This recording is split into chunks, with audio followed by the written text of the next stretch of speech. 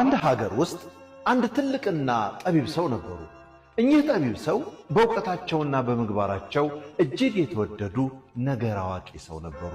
ታዲያ እኚህ ሰው አንድ ቀን ወደ አንድ መንደር ለሽምግልና ለመሄድ አገልጋያቸውን አስከትለው በበቅሏቸው ተጭነው በማለዳ ጉዞ ጀመሩ። ብዙ ከተጓዙ በኋላ አንድ ትልቅ ወንዝ ጋር ደረሱ። በወንዙ አጠገብም ከዚህ ቀደም የሚያውቋት ሀገር ያስመረረች ምግባረ ብልሹ ሴት ከወንዙ ዳር ተቀምጣ አገኟት።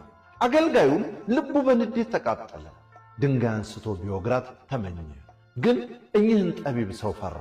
በልቡም በከተማው እሷ ትሠራው የነበረው መጥፎ የተባለው ነገር ሁሉ አስታወሰው። ወደ ወንዙ ዳር እየቀረቡ ሲመጡና ልብሷን እንኳን በቅጡ አለመልበሷን ሲያይ እንደገና በጣም በመናደድ ጮኸባት። በዚህ ጊዜ ጠቢቡ ሰው ከበቅሏቸው ወረዱና ቀረብ ብለው ምን ሆና እንደሆነ አረጋግተው ጠየቋት።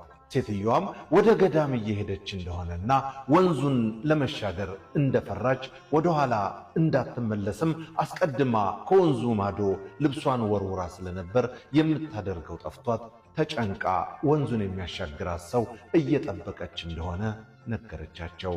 አሁንም ያ አገልጋይ የሴትዮዋ አነጋገር ባይዋጥለትም በጠቢቡ ዘንድ ከበሬታን አገኝ ብሎ ተሸክሞ ሊያሻግራት ሲዘጋጅ ሴቲቱ አንተ እንደምትጠላኝ አውቃለሁ፣ በወንዙ መሃል ጥለኸኝ እንደምትሄድም እርግጠኛ ነኝ። ከቻሉ እኚህ ጠቢብ ሰው ተሸክመው እንዲያሻግሩኝ ነው የምፈልገው አለች። አገልጋዩም ውስጡ ርር ብሎ እኚህን የተከበሩ ትልቅ ሰው እንዴት ብትደፍራቸው ነው ተሸክመው አሻግሩኝ የምትል ብሎ ተበሳጨ። ጠቢቡ ሰው ግን ግድ የለም እኔ ተሸክሜ አሻግራታለሁ በማለት በደስታ አዝለው ተሸክመው ወንዙን አሻግሯት።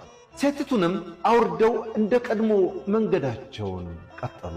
አገልጋዩ ግን እኚህን የሚያክል የተከበሩ ጠቢብ ትልቅ ሰው እንዴት ይችን የተዋረደች ሴት ይሸከማሉ በማለት በውስጡ መብከንከን አላቆመም። የኋላ ኋላ ጀንበር ወደ ማዘቅዘቂያዋ ስትቀርብ አንድ ዛፍ ስር አረፍ ባሉበት ጊዜ የሴትየዋ ነገር ከአቅሙ በላይ ሲሆንበት ደፍሮ ሊጠይቃቸው ወሰነ። አባቴ እርስዎ እጅግ የተከበሩ ለሀገር የተረፉ ትልቅ ጠቢብ ሰው ሆነው ሳለ ቅድም በሰሩት ሥራ ግን አዝኜቦታለሁ። እንዴት እርስዎን የሚያክል ትልቅ ሰው ያችን ተራ ሴት ይሸከማሉ ብሎ የውስጡን አውጥቶ ነገራቸው። እኚህ ጠቢብ ሰው ግን ፈጽሞ ያልጠበቀውን መልስ መለሱለት። ልጄ ሴትዮዋ እኮ ከኔ ጀርባ ላይ ከወረደች እኮ ቆየች። አንተ ግን እስካሁን ተሸክመሃታል።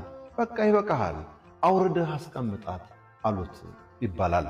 ወዳጆች እኛስ ሰዎች ፈጣሪያቸውንና እኛን በበደሉት በደል ተጸጽተው ንስሐ ገብተው ይቅርታ ጠይቀው አዲስ ሕይወት እየኖሩ እያሉ እኛ ግን የቀድሞ ድክመታቸውን እያነሳን ያለፈው ኃጢአታቸውን እያወራን እስከ መቼ ነው እነርሱ የጣሉትን ስህተት ተሸክመን የምንዞረው? እስከ መቼ ነው ፈጣሪ የረሳውን በደላቸውን እያስታወስን የምንከሳቸው?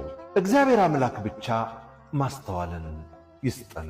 ለሰዎች ኃጢአታቸውን ይቅር ብትሉ የሰማዩ አባታችሁ እናንተን ደግሞ ይቅር ይላችኋልና ማቴዎስ 6:14 እንደተጻፈው